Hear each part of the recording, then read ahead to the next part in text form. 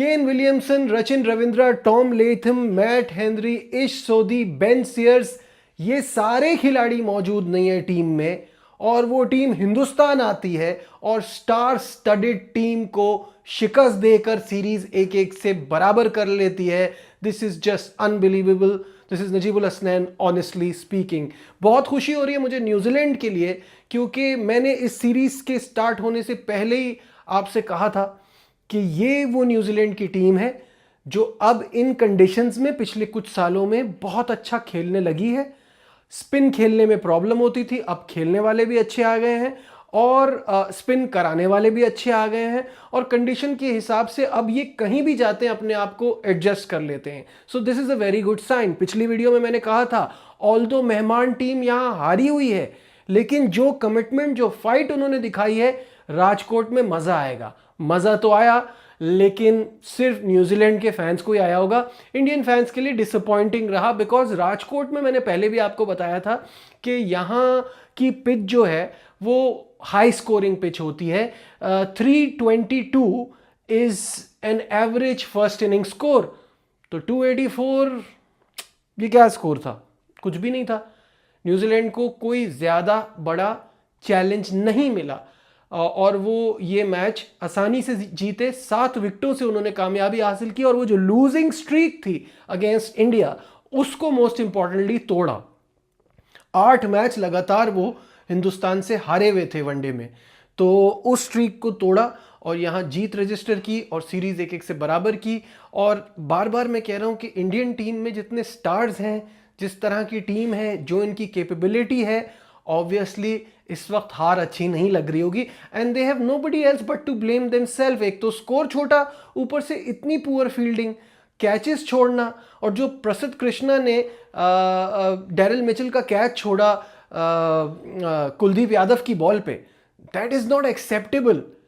कोई मुझसे ये सवाल पूछ ही रहा था कि क्या वजह है कि ये एशियन टीम्स उस तरह की फील्डिंग नहीं करती और ऐसे मौके पे गिरा देती है। इंडियन टीम तो खैर बहुत बेहतर है बाकियों से, लेकिन कल्चर की बात है, ये कल्चर हमारे यहाँ बनाना पड़ेगा। हम क्योंकि रफ ग्राउंड्स में खेलते हैं, स्ट्रीट क्रिकेट खेल के बड़े होते हैं, तो वो चीज़ हमारे, this is not an excuse, but वो चीज़ हमारे यहाँ होती है, उसे बदलना है, और आहिस्ता आहिस्ता वो हो भी रही है। प्रोफेशनलिज्म आहिस्ता आहिस्ता चीज़ों में आ भी रही है, बट इस तरह की चीज़ जब आएगी ना तो वाकई वो बहुत बुरी लगेगी। थोड़ी सी कंसर्न है, रविंद्र जडेजा की फॉर्म कंसर्निंग है, but he is a big player, performance है, I think he is going to bounce back soon enough. और अब तो आगे इतनी वनडे क्रिकेट है नहीं, क्योंकि अभी T20 वर्ल्ड कप आ रहा है, बट नेवरदलेस ये एक बड़ा ज़बरदस्त मुकाबला हुआ, जिसमें अगर मैं बात करूँ ना एक प्लेयर की, वो ओपनर भी है, वो मिडिल ऑर्डर में भी आके खेल लेता है, वो हिटर भी है, वो फिनिशर भी है, ऊपर से वो कीपर भी है। एक अकेला प्लेयर जो है पूरा पैकेज है, that is KL Rahul. What an unbelievable innings. जो भी नतीजा रहा हो ना मैच का, जो भी नतीजा रहा हो मैच का, जो उसने परफॉर्मेंस दी है ना, वो मैन ऑफ क्राइसिस बना। एक ऐसे मौके पे जहां विकेटें गिर रही थी और उसके सामने ही गिर रही थी, उसको कोई सपोर्ट ऐसा नहीं मिल रहा था, बट उसने अपनी गेम खेली। वनडे हो, टेस्ट हो, वो अपने गेम पे जाता है, अपने शॉट्स खेलता है, और परफॉर्मेंस हमेशा कमाल होती है। जिस तरह से उसने परफॉर्मेंस दी, मैं तो बड़ा, जैसे कहते हैं ना, हैरान हुआ देख के, क्योंकि 99 for 2 थे जब ये विकेट पर आए, और उसके बाद फिर विकेटें कॉन्स्टेंटली गिरती रहीं, और 5th विकेट की पार्टनरशिप इनकी लगी जडेजा के साथ 73 रन्स की, फिर नीतीश कुमार रेड्डी के साथ लगी 57 रन्स की। तो ये जो पार्टनरशिप थी ये बड़ी इंपॉर्टेंट थी, और ख़ुद अगर बात की जाए तो उन्होंने 121 के स्ट्राइक रेट से खेला, 92 बॉल्स पे 11 चौके, 1 छक्का और 112 रन की ये जो इनिंग खेली है ना, this is just too good. Because अगर आप देखो, ये रन ना होते ना तो क्या होता, मतलब 200 भी नहीं बना पाती इंडियन टीम।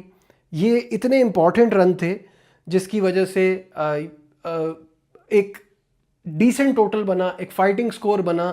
ज़्यादा फाइट नहीं देखने को मिली, बट स्टिल मज़ा आया गेम में। खैर एनी हाउ, तो ये परफॉर्मेंस रही।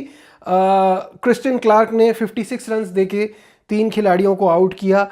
बाकी Kyle Jameson, focus, Jadon Lennox और माइकल ब्रेसवेल सबकी एक एक विकेट है। अब हम आते हैं न्यूजीलैंड की बैटिंग की तरफ, तो उनको भी कोई अच्छा आगाज़ नहीं मिला। 22 रन पे पहली विकेट गिरी जब कॉनवे आउट हुए। 46 फॉर 2 थे जिस टाइम विल यंग और डेरिल मिचेल इन दोनों ने पार्टनरशिप बनाना शुरू की, और 162 रन्स की इस पार्टनरशिप की वजह से वो इस गेम में इन हुए और फिर गेम में कामयाबी हासिल की। 98 ball 87 run by will young और डेरिल मिचेल के 131 रन 117 बॉलों पे, तकरीबन 112 का स्ट्राइक रेट, 11 चौके 2 छक्के। This man took responsibility in his hand, made sure कि ये मैच को फिनिश करे। ग्लेन फिलिप्स के 25 बॉलों पे उनके साथ मिलके इस गेम को उन्होंने पार लगाया और कामयाबी दिलाई अपनी टीम को। Much needed win for New Zealand. आप क्या सोचते हैं इस परफॉर्मेंस के हवाले से, इस कामयाबी के हवाले से न्यूजीलैंड की, और आने वाला मैच, आखिरी मैच जो है वो आप कैसा एक्सपेक्ट कर रहे हैं, कैसा होगा? कमेंट्स में ज़रूर बताइएगा। लाइक शेयर सब्सक्राइब देखते रहिए नजीबुल हसनैन ऑनेस्टली स्पीकिंग।